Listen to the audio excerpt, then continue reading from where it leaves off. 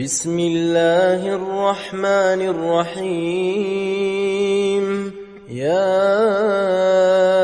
أيها الناس اتقوا ربكم الذي خلقكم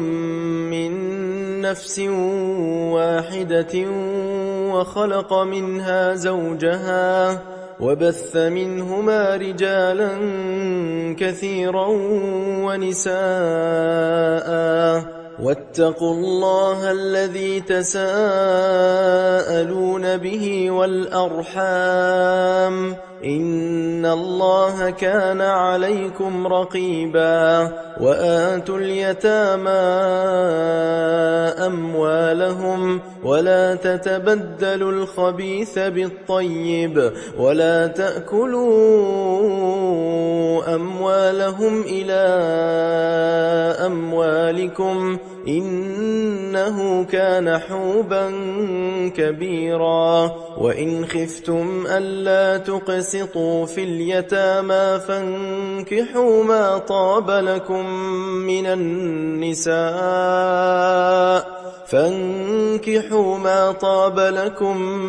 النساء مثنى وثلاث ورباع، فإن خفتم ألا تعدلوا فواحدة أو ما ملكت أيمانكم ذلك أدنى ألا تعولوا. وآتوا النساء صدقاتهن نحلة، فإن طبن لكم عن شيء منه نفسا فكلوه هنيئا مريئا. ولا تؤتوا السفهاء أموالكم التي جعل الله لكم قياما وارزقوهم فيها واكسوهم وقولوا لهم قولا معروفا. وابتلوا اليتامى حتى إذا بلغوا النكاح فإن آنستم منهم رشدا فادفعوا إليهم أموالهم ولا تأكلوها إسرافا وبدارا أن يكبروا. ومن كان غنيا فليستعفف ومن كان فقيرا فليأكل بالمعروف. فإذا دفعتم إليهم أموالهم فأشهدوا عليهم وكفى بالله حسيبا. للرجال نصيب مما ترك الوالدان والأقربون وللنساء نصيب مما ترك الوالدان والأقربون مما قل منه أو كثر نصيبا مفروضا. وإذا حضر القسمة أولو القربى واليتامى والمساكين فارزقوهم منه وقولوا لهم قولا معروفا. وليخشى الذين لو تركوا من خلفهم ذرية ضعافا خافوا عليهم فليتقوا الله وليقولوا قولا سديدا. إن الذين يأكلون أموال اليتامى ظلما إنما يأكلون في بطونهم نارا وسيصلون سعيرا. يوصيكم الله في أولادكم للذكر مثل حظ الأنثيين، فإن كن نساء فوق 2 فلهن ثلثا ما ترك، وإن كانت واحدة فلها النصف. ولأبويه لكل واحد منهما السدس مما ترك إن كان له ولد، فإن لم يكن له ولد وورثه أبواه فلأمه الثلث، فإن كان له إخوة فلأمه السدس من بعد وصية يوصي بها أو دين. آباؤكم وأبناؤكم لا تدرون أيهم أقرب لكم نفعا فريضة من الله إن الله كان عليما حكيما. ولكم نصف ما ترك أزواجكم إن لم يكن لهن ولد فإن كان لهن ولد فلكم الربع مما تركن من بعد وصية يوصين بها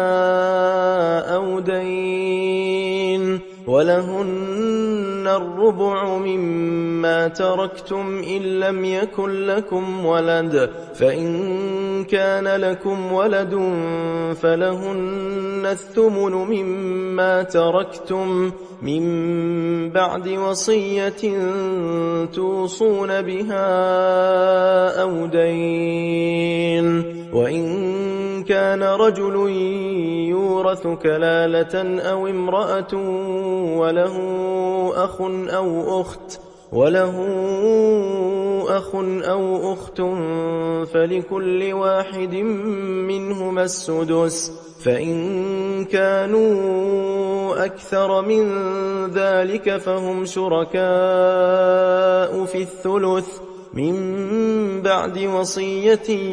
يوصى بها أو دين غير مضار وصية من الله والله عليم حليم. تلك حدود الله ومن يطع الله ورسوله يدخله جنات تجري من تحتها الأنهار خالدين فيها وذلك الفوز العظيم. ومن يعص الله ورسوله ويتعد حدوده يدخله نارا خالدا فيها وله عذاب مهين. واللاتي يأتين الفاحشة من نسائكم فاستشهدوا عليهن 4 منكم فإن شهدوا فأمسكوهن في البيوت حتى يتوفاهن الموت أو يجعل الله لهن سبيلا. واللذان يأتيانها منكم فآذوهما فإن تابا وأصلحا فأعرضوا عنهما إن الله كان توابا رحيما. إنما التوبة على الله للذين يعملون السوء بجهالة ثم يتوبون من قريب فأولئك يتوب الله عليهم وكان الله عليما حكيما. وليست التوبة للذين يعملون السيئات حتى إذا حضر أحدهم الموت قال إني تبت الآن ولا الذين يموتون وهم كفار أولئك أعتدنا لهم عذابا أليما. يا أيها الذين آمنوا لا يحل لكم أن ترثوا النساء كرها ولا تعضلوهن لتذهبوا ببعض ما آتيتموهن إلا أن يأتين بفاحشة مبينة وعاشروهن بالمعروف فإن كرهتموهن فعسى أن تكرهوا شيئا ويجعل الله فيه خيرا كثيرا. وإن أردتم استبدال زوج مكان زوج وآتيتم إحداهن قنطارا فلا تأخذوا منه شيئا أتأخذونه بهتانا وإثما مبينا. وكيف تأخذونه وقد أفضى بعضكم إلى بعض وأخذن منكم ميثاقا غليظا. ولا تنكحوا ما نكح آباؤكم من النساء إلا ما قد سلف إنه كان فاحشة ومقتا وساء سبيلا. حرمت عليكم أمهاتكم وبناتكم وأخواتكم وعماتكم وخالاتكم وبنات الأخ وبنات الأخت وأمهاتكم اللاتي أرضعنكم وأخواتكم من الرضاعة وأمهات نسائكم وربائبكم اللاتي في حجوركم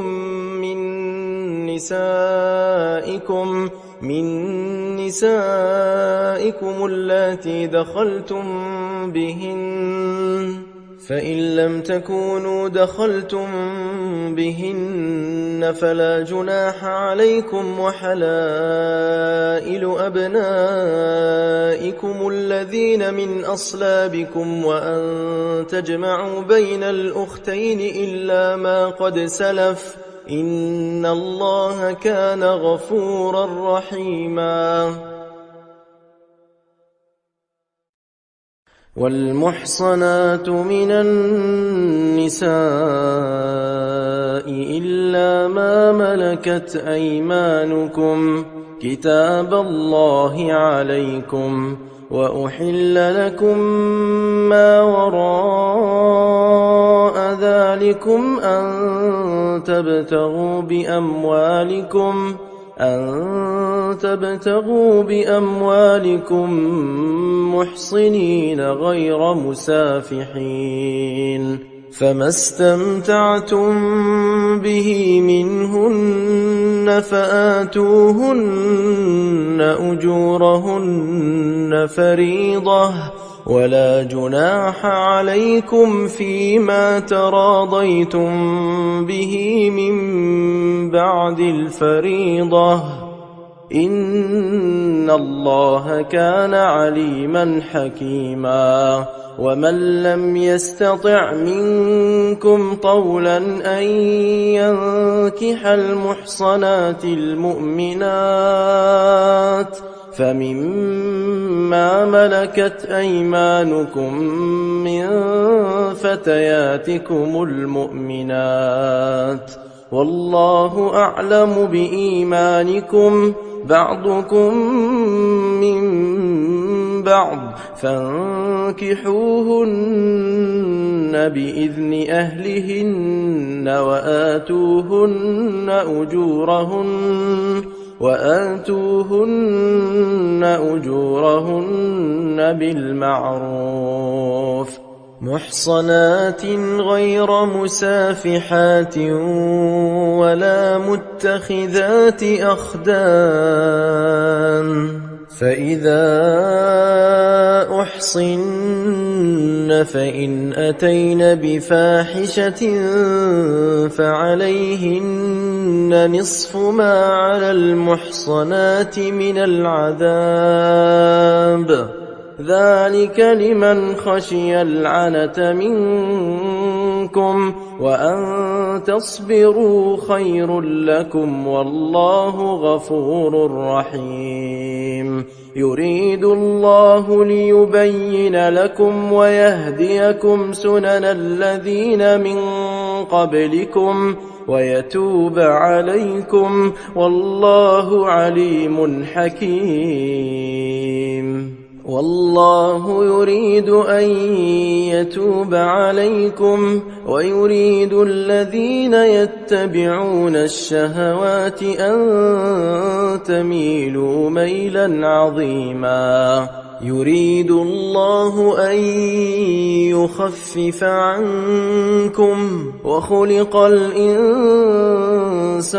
ضعيفا يا أيها الذين آمنوا لا تأكلوا أموالكم بينكم بالباطل إلا أن تكون تجارة عن تراض منكم ولا تقتلوا أنفسكم إن الله كان بكم رحيما ومن يفعل ذلك عدوانا وظلما فسوف نصليه نارا وكان ذلك على الله يسيرا إن تجتنبوا كبائر ما تنهون عنه نكفر عنكم سيئاتكم وندخلكم مدخلا كريما ولا تتمنوا ما فضل الله به بعضكم على بعض للرجال نصيب مما اكتسبوا وللنساء نصيب مما اكتسبن واسألوا الله من فضله إن الله كان بكل شيء عليما ولكل جعلنا موالي مما ترك الوالدان والأقربون والذين عقدت أيمانكم فآتوهم نصيبهم إن الله كان على كل شيء شهيدا الرجال قوامون على النساء بما فضل الله بعضهم على بعض وبما أنفقوا من أموالهم فالصالحات قانتات حافظات للغيب بما حفظ الله واللاتي تخافون نشوزهن فعظوهن واهجروهن في المضاجع واضربوهن فإن أطعنكم فلا تبغوا عليهن سبيلا إن الله كان عليا كبيرا وإن خفتم شقاق بينهما فابعثوا حكما من أهله وحكما من أهلها إن يريدا إصلاحا يوفق الله بينهما إن الله كان عليما خبيرا واعبدوا الله ولا تشركوا به شيئا وبالوالدين إحسانا وبذي القربى واليتامى والمساكين والجار ذي القربى والجار الجنب والصاحب بالجنب وابن السبيل وما ملكت أيمانكم إن الله لا يحب من كان مختالا فخورا الذين يبخلون ويأمرون الناس بالبخل ويكتمون ما آتاهم الله من فضله وأعتدنا للكافرين عذابا مهينا والذين ينفقون أموالهم رئاء الناس ولا يؤمنون بالله ولا باليوم الآخر ومن يكن الشيطان له قرينا فساء قرينا وماذا عليهم لو آمنوا بالله واليوم الآخر وأنفقوا مما رزقهم الله وكان الله بهم عليما إن الله لا يظلم مثقال ذرة وإن تك حسنة يضاعفها ويؤت من لدنه أجرا عظيما فكيف إذا جئنا من كل أمة بشهيد وجئنا بك على هؤلاء شهيدا يومئذ يود الذين كفروا وعصوا الرسول لو تسوى بهم الأرض ولا يكتمون الله حديثا يا أيها الذين آمنوا لا تقربوا الصلاة وأنتم سكارى حتى تعلموا ما تقولون ولا جنبا إلا عابري سبيل حتى تغتسلوا وإن كنتم مرضى أو على سفر أو جاء أحد منكم من الغائط أو لامستم النساء فلم تجدوا ماء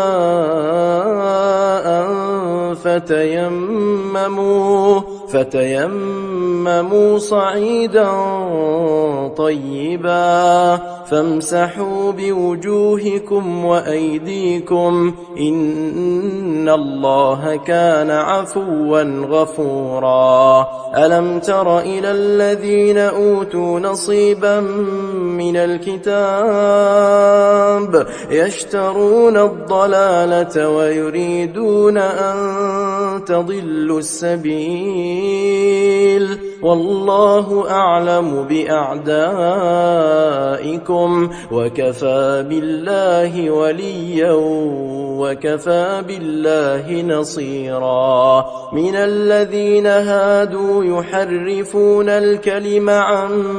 مواضعه ويقولون سمعنا وعصينا واسمع غير مسمع وراعنا ليا بألسنتهم وطعنا في الدين ولو أنهم قالوا سمعنا وأطعنا واسمع وانظرنا لكان خيرا لهم وأقوم ولكن لعنهم الله بكفرهم فلا يؤمنون إلا قليلا يا أيها الذين أوتوا الكتاب آمنوا بما نزلنا مصدقا لما معكم من قبل أن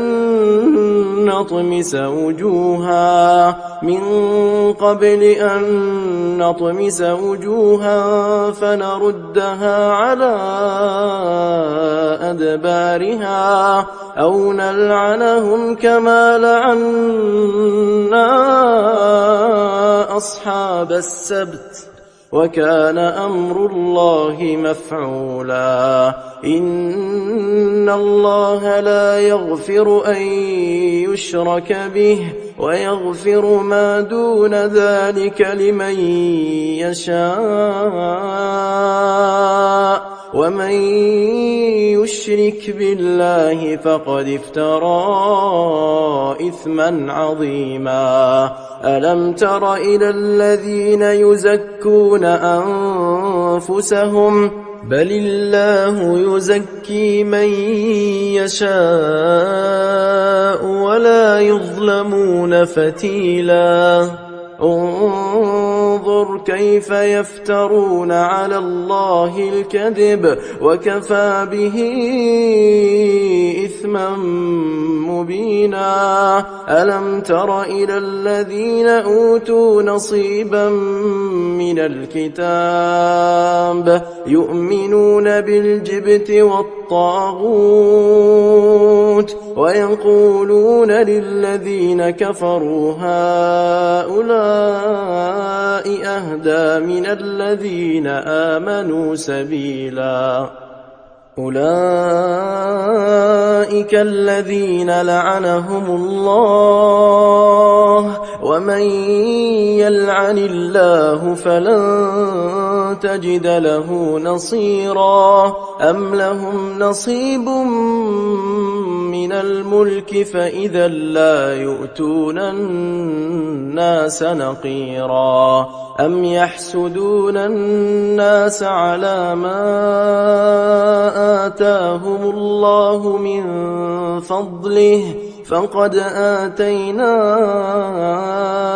آل إبراهيم الكتاب والحكمة وآتيناهم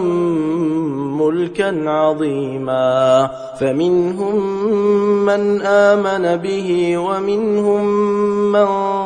صد عنه وكفى بجهنم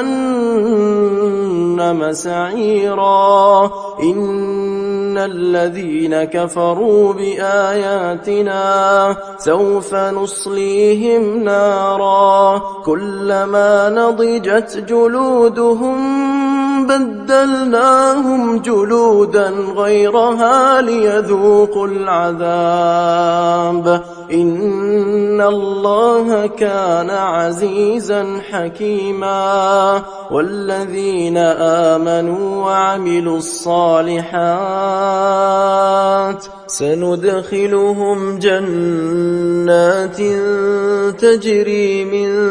تحتها الأنهار خالدين فيها أبدا لهم فيها أزواج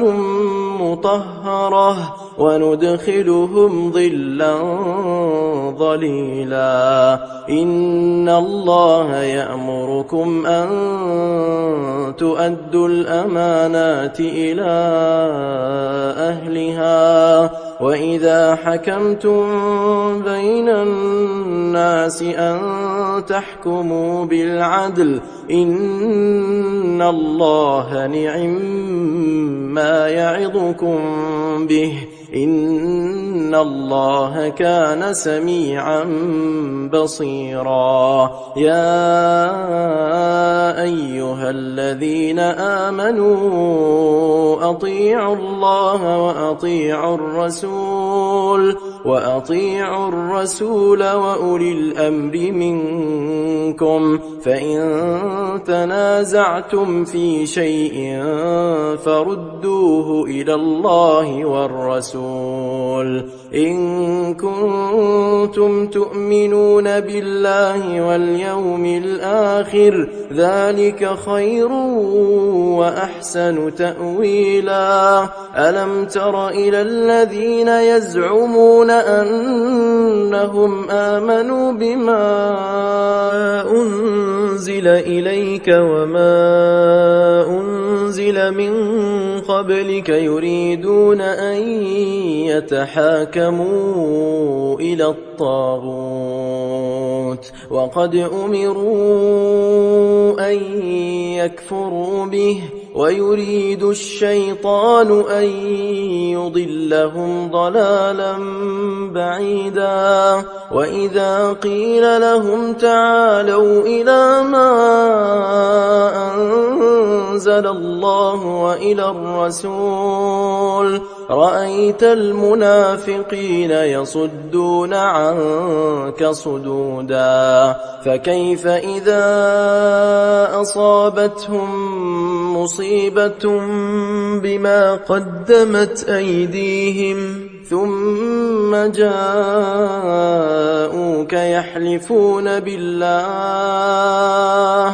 يحلفون بالله إن أردنا إلا إحسانا وتوفيقا أولئك الذين يعلم الله ما في قلوبهم فأعرض عنهم وعظهم وقل لهم في أنفسهم قولا بليغا وما أرسلنا من رسول إلا ليطاع بإذن الله ولو أنهم إذ ظلموا أنفسهم جاءوك واستغفر لهم الرسول لوجدوا الله توابا رحيما فلا وربك لا يؤمنون حتى يحكموك فيما شجر بينهم ثم لا يجدوا في أنفسهم حرجا مما قضيت ويسلموا تسليما ولو أنا كتبنا عليهم أن اقتلوا أنفسكم أو اخرجوا من دياركم ما فعلوه إلا قليل منهم ولو أنهم فعلوا ما يوعظون به لكان خيرا لهم وأشد تثبيتا وإذا لآتيناهم من لدنا أجرا عظيما ولهديناهم صراطا مستقيما ومن يطع الله والرسول فأولئك مع الذين أنعم الله عليهم من النبيين والصديقين والشهداء والصالحين وحسن أولئك رفيقا ذلك الفضل من الله وكفى بالله عليما يا أيها الذين آمنوا خذوا حذركم فانفروا ثبات أو انفروا جميعا وإن منكم لمن ليبطئن فإن أصابتكم مصيبة قال قد أنعم الله علي إذ لم أكن معهم شهيدا ولئن أصابكم فضل من الله ليقولن كأن لم تكن بينكم وبينه مودة يا ليتني كنت معهم فأفوز فوزا عظيما فليقاتل في سبيل الله الذين يشرون الحياة الدنيا بالآخرة ومن يقاتل في سبيل الله فيقتل أو يغلب فسوف نؤتيه أجرا عظيما وما لكم لا تقاتلون في سبيل الله والمستضعفين من الرجال والنساء النساء والولدان الذين يقولون ربنا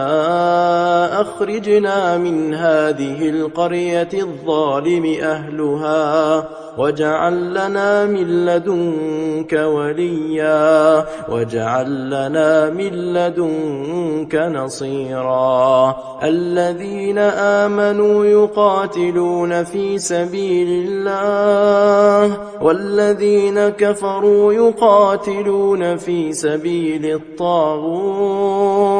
فقاتلوا أولياء الشيطان إن كيد الشيطان كان ضعيفا ألم تر إلى الذين قيل لهم كفوا أيديكم وأقيموا الصلاة وآتوا الزكاة فلما كتب عليهم القتال إذا فريق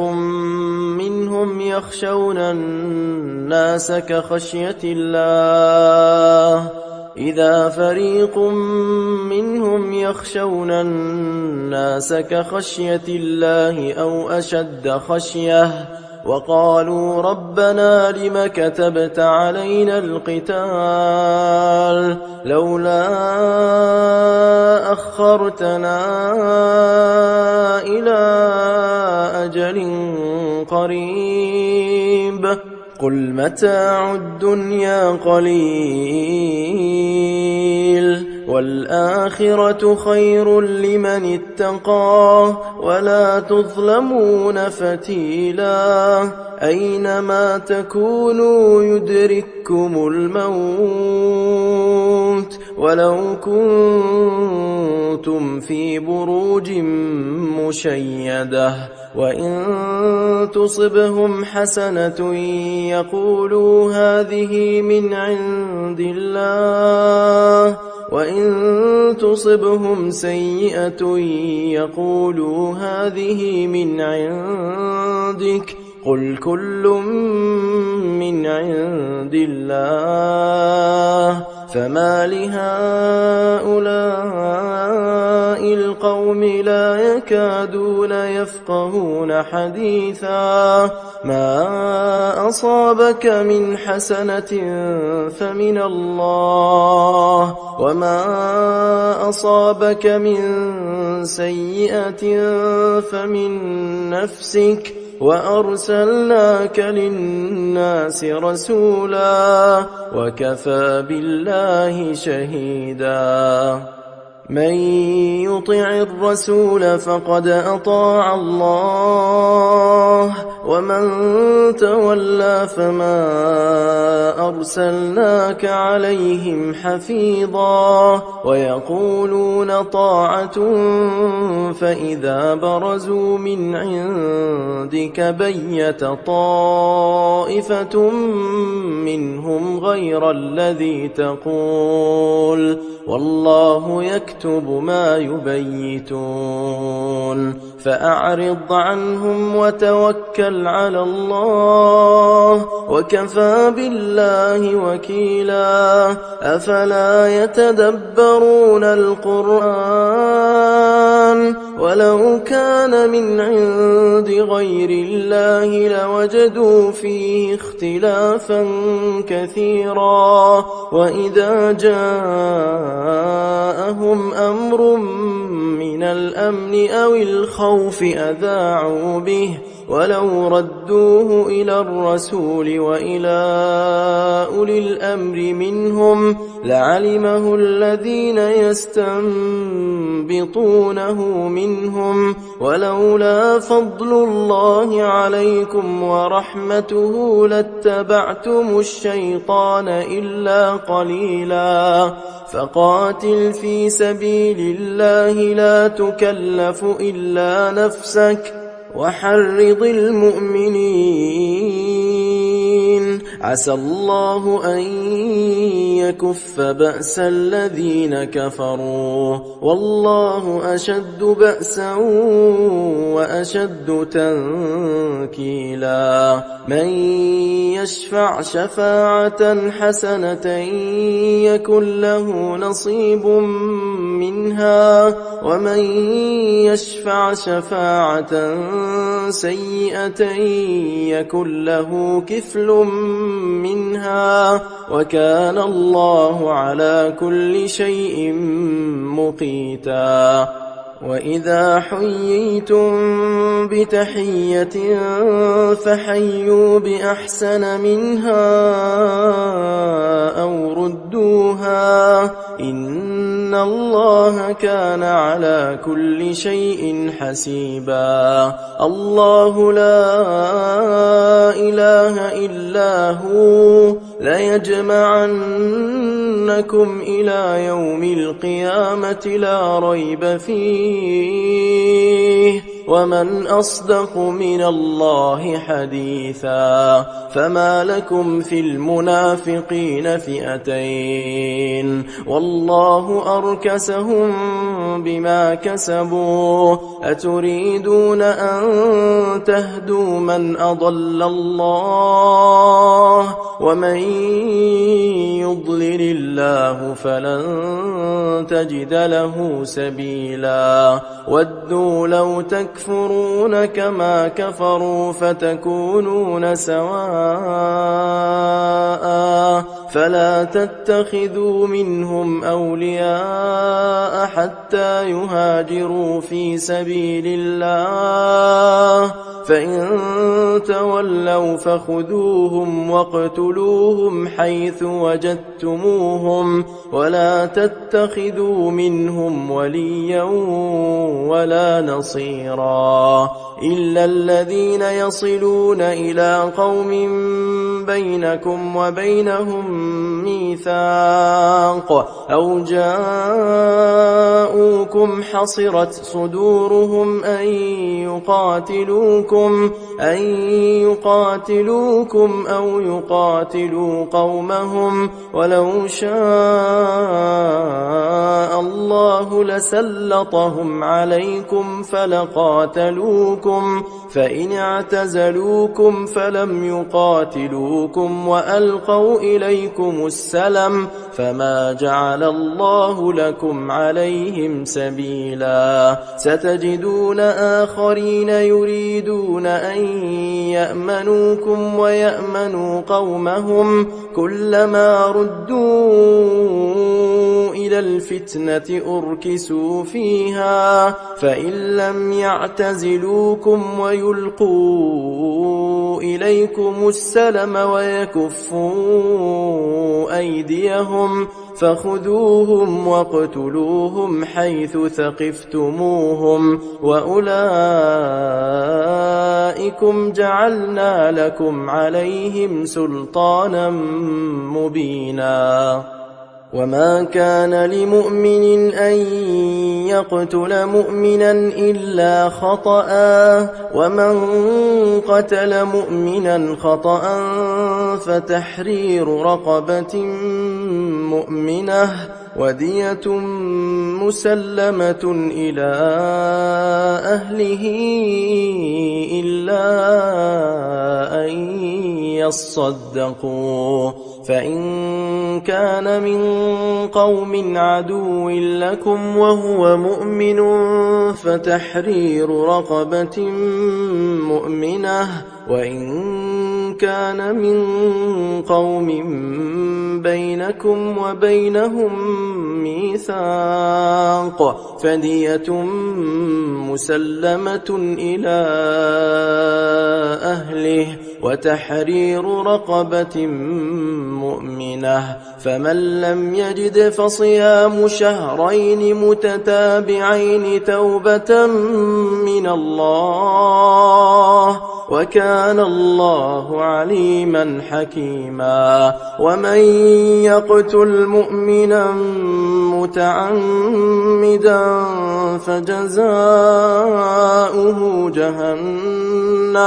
فجزاؤه جهنم خالدا فيها وغضب الله عليه ولعنه وأعد له عذابا عظيما. يا أيها الذين آمنوا إذا ضربتم في سبيل الله فتبينوا ولا تقولوا لمن ألقى إليكم السلام لست مؤمنا تبتغون عرض الحياة الدنيا فعند الله مغانم كثيرة كذلك كنتم من قبل فمن الله عليكم فتبينوا إن الله كان بما تعملون خبيرا. لا يستوي القاعدون من المؤمنين غير أولي الضرر والمجاهدون في سبيل الله بأموالهم وأنفسهم فضل الله المجاهدين بأموالهم وأنفسهم على القاعدين درجة وكلا وعد الله الحسنى وفضل الله المجاهدين على القاعدين أجرا عظيما درجات منه ومغفرة ورحمة وكان الله غفورا رحيما. إن الذين توفاهم الملائكة ظالمي أنفسهم قالوا فيم كنتم قالوا كنا مستضعفين في الأرض قالوا ألم تكن أرض الله واسعة فتهاجروا فيها فأولئك مأواهم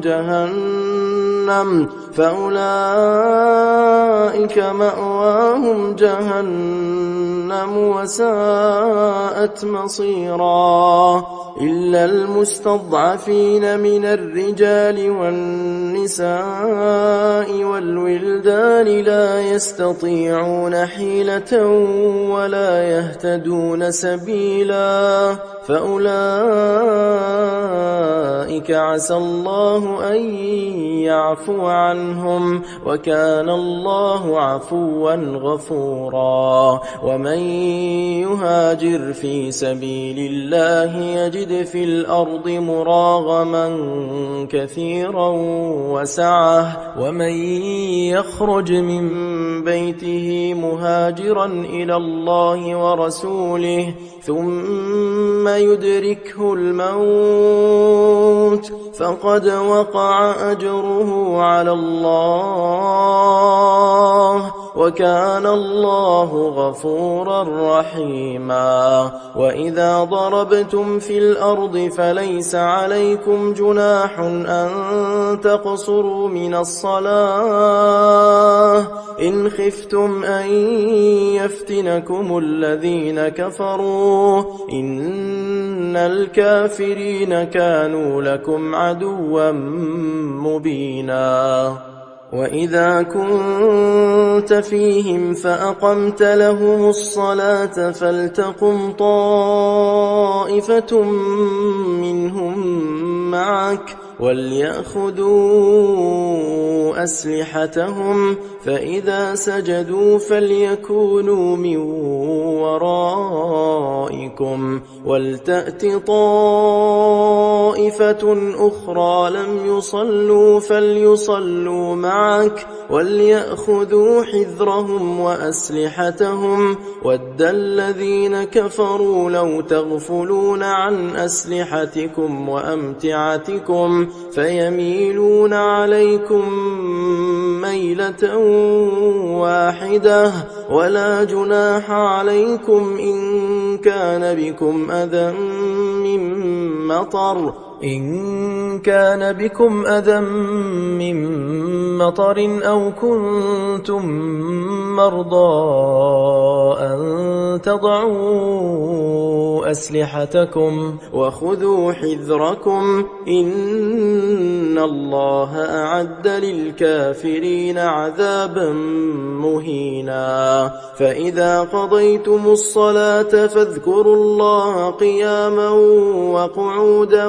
وعلى جنوبكم فإذا اطمأننتم فأقيموا الصلاة إن الصلاة كانت على المؤمنين كتابا موقوتا ولا تهنوا في ابتغاء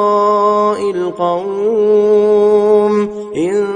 تكونوا تألمون فإنهم يألمون كما تألمون وترجون من الله ما لا يرجون وكان الله عليما حكيما إنا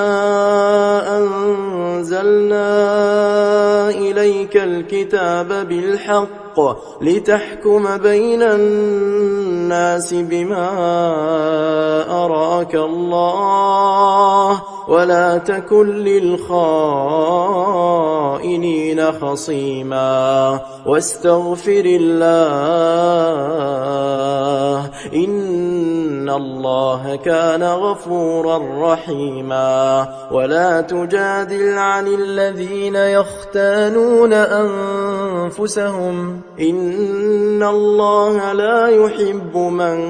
كان خوانا أثيما يستخفون من الناس ولا يستخفون من الله وهو معهم إذ يبيتون ما لا يرضى من القول وكان الله بما يعملون محيطا ها أنتم هؤلاء جادلتم عنهم في الحياة الدنيا فمن يجادل الله عنهم يوم القيامة أم من يكون عليهم وكيلا ومن يعمل سوءا أو يظلم نفسه ثم يستغفر الله يجد الله غفورا رحيما ومن يكسب إثما فإنما يكسبه على نفسه وكان الله عليما حكيما ومن يكسب خطيئة أو إثما ثم يرم به بريئا فقد احتمل بهتانا وإثما مبينا ولولا فضل الله عليك ورحمته لهم طائفة منهم أن يضلوك وما يضلون إلا أنفسهم وما يضرونك من شيء وأنزل الله عليك الكتاب والحكمة وعلمك ما لم تكن تعلم وكان فضل الله عليك عظيما لا خير في كثير من نجواهم إلا من أمر بصدقة أو معروف أو إصلاح بين الناس ومن يفعل ذلك ابتغاء مرضات الله فسوف نؤتيه أجرا عظيما ومن يشاقق الرسول من بعد ما تبين له الهدى ويتبع غير سبيل المؤمنين نوله ما تولى ونصله جهنم وساءت مصيرا. إن الله لا يغفر أن يشرك به ويغفر ما دون ذلك لمن يشاء ومن يشرك بالله فقد ضل ضلالا بعيدا. إن يدعون من دونه إلا إناثا وإن يدعون إلا شيطانا مريدا لعنه الله وقال لأتخذن من عبادك نصيبا مفروضا ولأضلنهم ولأمنينهم ولآمرنهم فليبتكن آذان الأنعام ولآمرنهم فليغيرن خلق الله. ومن يتخذ الشيطان وليا من دون الله فقد خسر خسرانا مبينا. يعدهم ويمنيهم وما يعدهم الشيطان إلا غرورا. أولئك مأواهم جهنم ولا يجدون عنها محيصا. والذين آمنوا وعملوا الصالحات سندخلهم جنات تجري من تحتها الأنهار خالدين فيها أبدا وعد الله حقا ومن أصدق من الله قيلا. ليس بأمانيكم ولا أماني أهل الكتاب من يعمل سوءا يجز به ولا يجد له من دون الله وليا ولا نصيرا. ومن يعمل من الصالحات من ذكر أو أنثى وهو مؤمن فأولئك يدخلون الجنة ولا يظلمون نقيرا. ومن أحسن دينا ممن أسلم وجهه لله وهو محسن واتبع ملة إبراهيم حنيفا واتخذ الله إبراهيم خليلا. ولله ما في السماوات وما في الأرض وكان الله بكل شيء محيطا. ويستفتونك في النساء قل الله يفتيكم فيهن وما يتلى عليكم في الكتاب في يتامى النساء اللاتي لا تؤتونهن ما كتب لهن وترغبون أن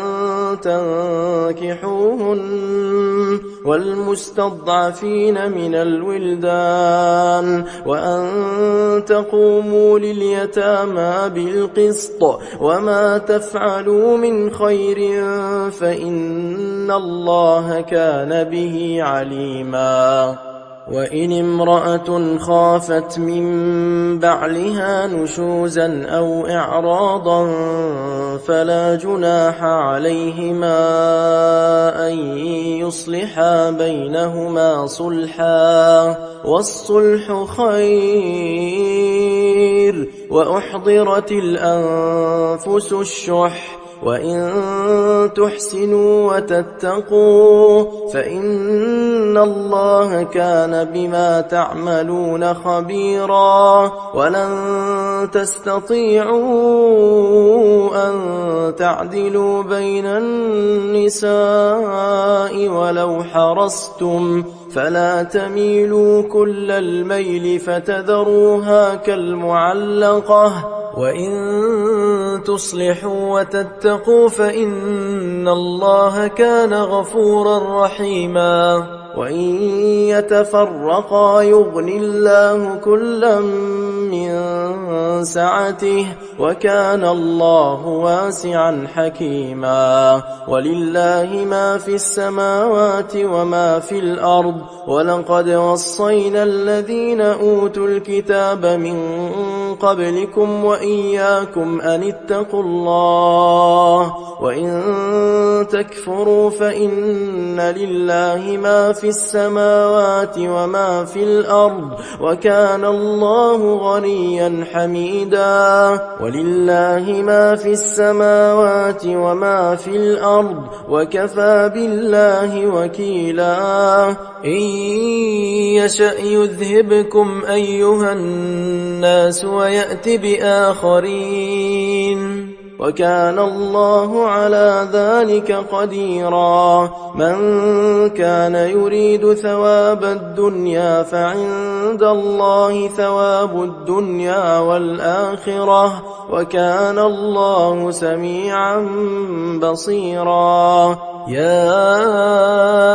أيها الذين آمنوا كونوا قوامين بالقسط شهداء لله ولو على أنفسكم أو الوالدين والأقربين إن يكن غنيا أو فقيرا فالله أولى بهما فلا تتبعوا الهوى أن تعدلوا. وإن تلووا أو تعرضوا فإن الله كان بما تعملون خبيرا. يا أيها الذين آمنوا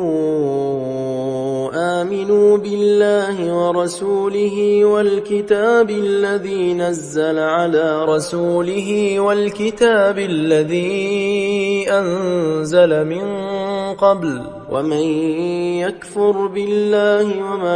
وملائكته وكتبه ورسله واليوم الآخر فقد ضل ضلالا بعيدا. إن الذين آمنوا ثم كفروا ثم آمنوا ثم كفروا ثم ازدادوا كفرا لم يكن الله ليغفر لهم ولا ليهديهم سبيلا. بشر المنافقين بأن لهم عذابا أليما. الذين يتخذون الكافرين أولياء من دون المؤمنين أيبتغون عندهم العزة فإن العزة لله جميعا. وقد نزل عليكم في الكتاب أن إذا سمعتم آيات الله يكفر بها ويستهزأ بها فلا تقعدوا معهم حتى يخوضوا في حديث غيره إنكم إذا مثلهم. إن الله جامع المنافقين والكافرين في جهنم جميعا. الذين يتربصون بكم فإن كان لكم فتح من الله قالوا ألم نكن معكم وإن كان للكافرين نصيب قالوا ألم نستحوذ عليكم ونمنعكم من المؤمنين فالله يحكم بينكم يوم القيامة ولن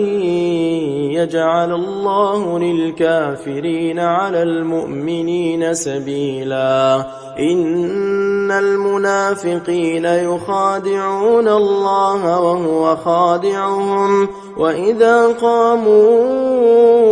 إلى الصلاة قاموا كسالى يراءون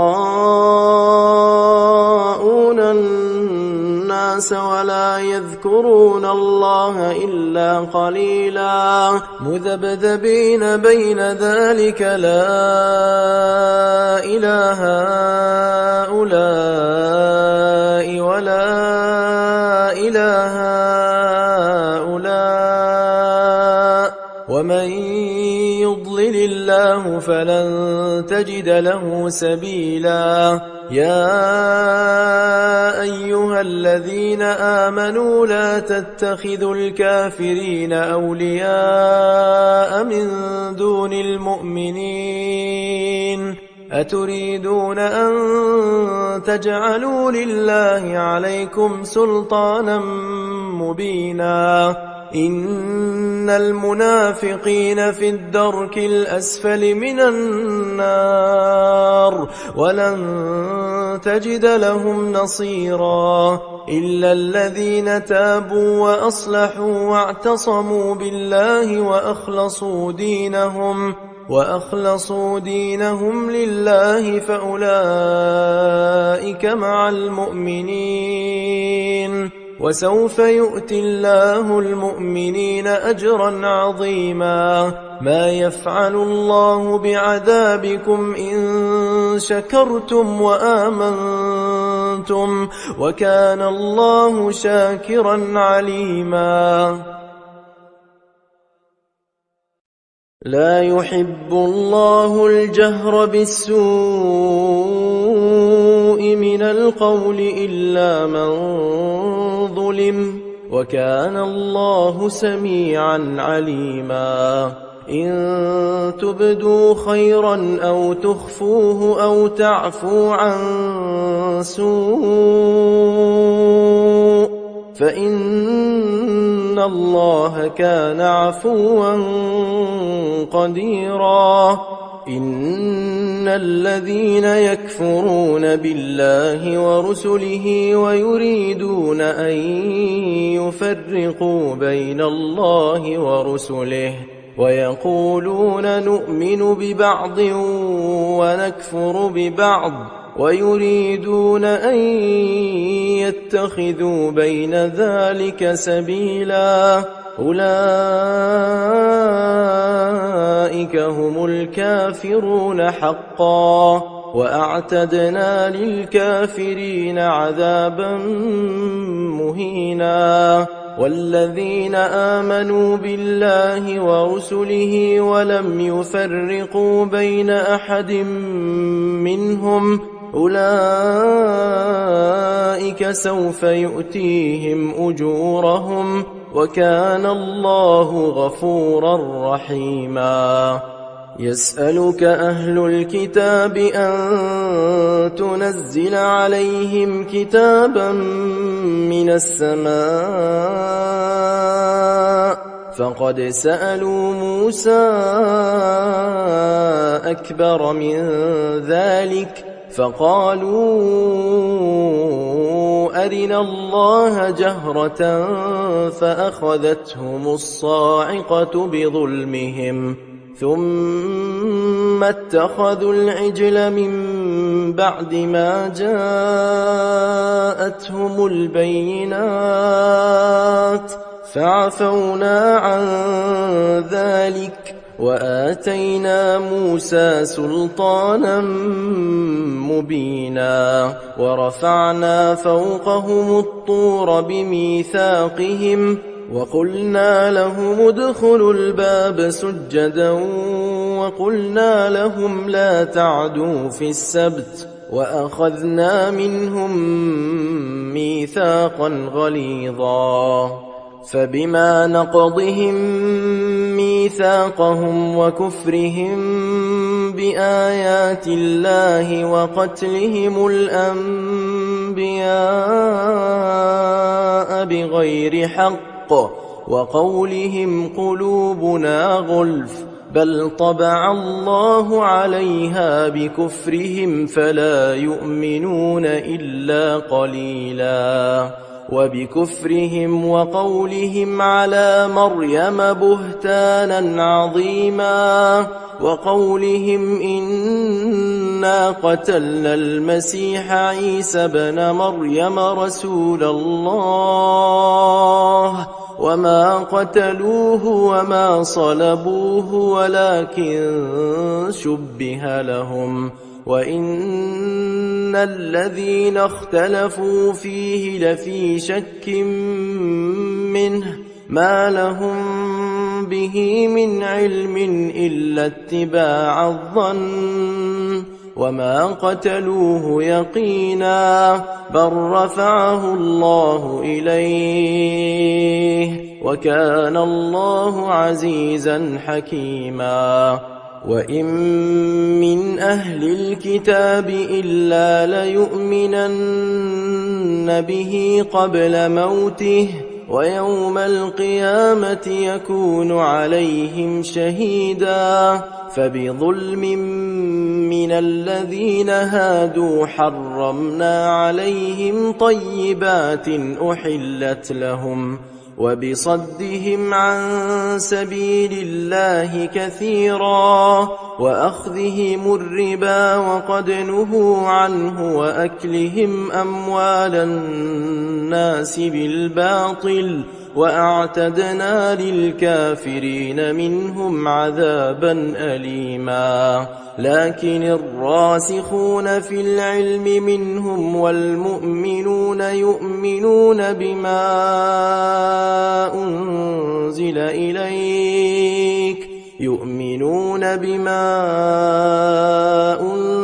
إليك وما أنزل من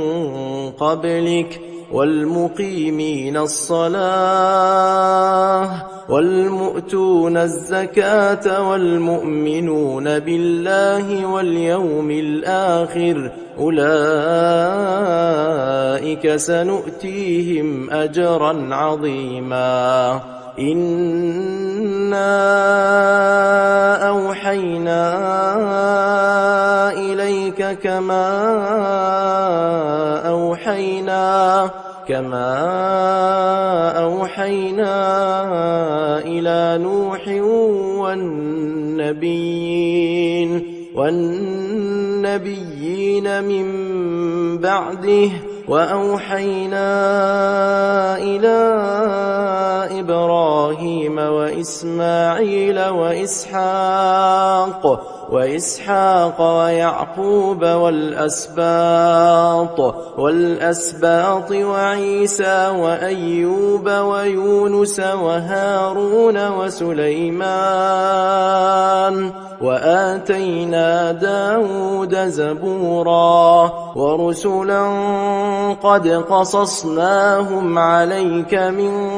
قبل ورسلا لم نقصصهم عليك وكلم الله موسى تكليما رسلا مبشرين ومنذرين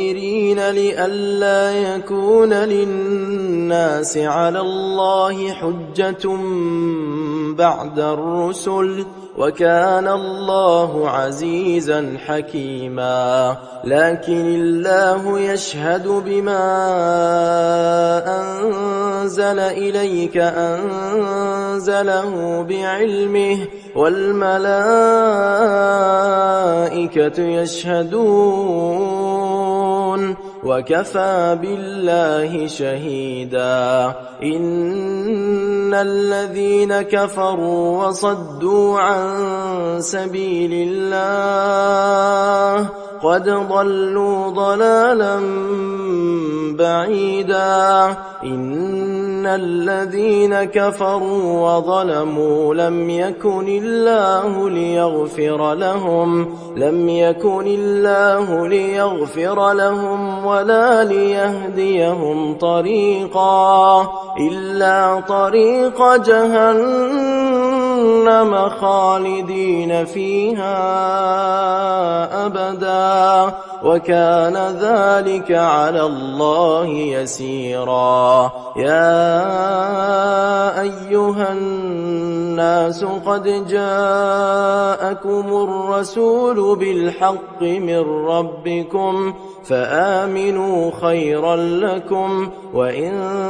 تكفروا فإن لله ما في السماوات والأرض وكان الله عليما حكيما.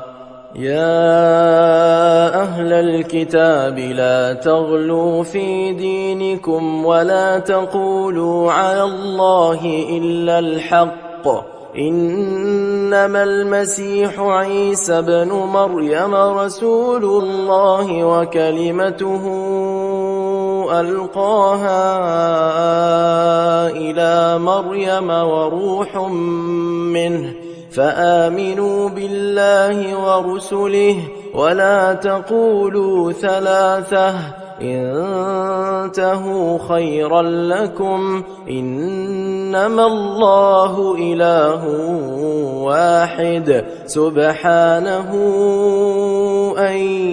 يكون له ولد له ما في السماوات وما في الأرض وكفى بالله وكيلا. لن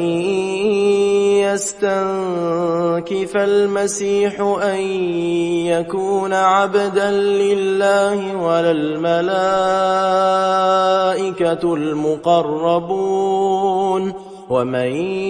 يستنكف عن عبادته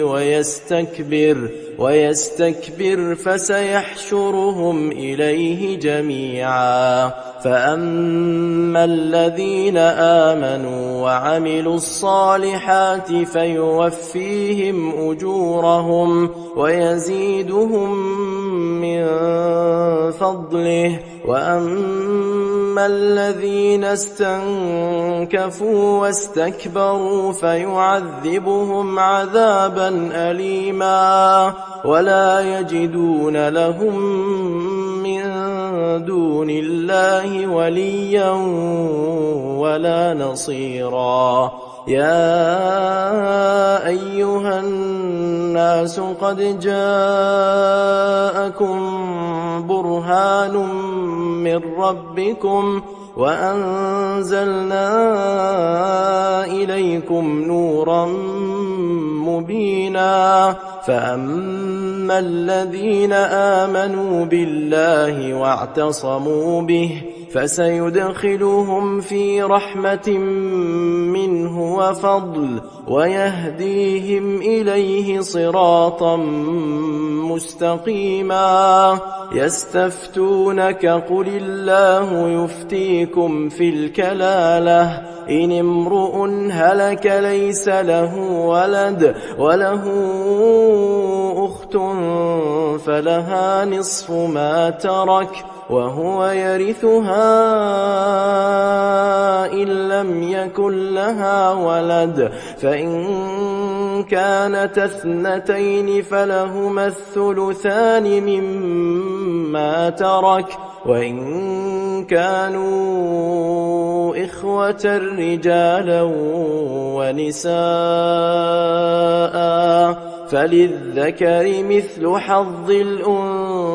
الأنثيين. يبين الله لكم أن